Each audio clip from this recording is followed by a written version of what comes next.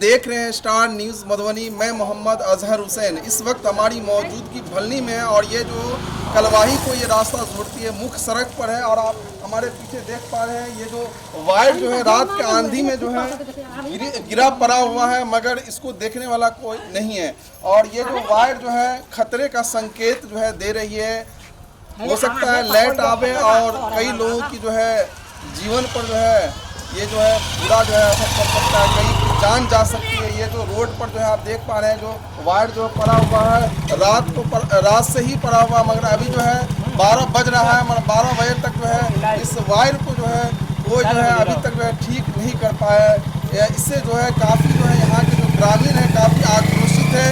जो इस तरह जो है वायर अगर पड़ा रहे तो किसी की जान जा सकती है। इस पर जो है ये लोग जो है यहाँ पे जो है जाम किए हुए हैं। जो यहाँ जो वायर है इस वायर को जो है जल्द से जल्द ठीक किया जाए।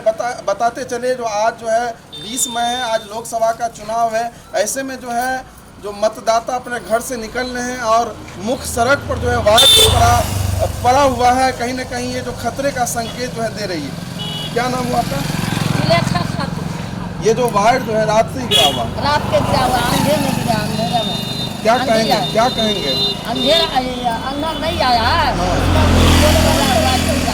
क्या कहेंगे?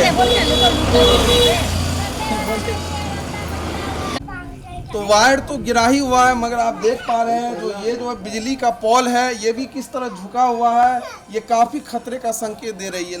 यहाँ घर है, लोग जो है घर से निकलते हैं, मगर कहीं भी किसी भी समय जो है यहाँ अनहोनी हो सकती है। देख पा रहे हैं जो ये पोल किस तरह झुका हुआ है और बिल्कुल जो है ये गिर सकता है, अगर आंधी में या किसी भी समय अनहोनी हो सकती है।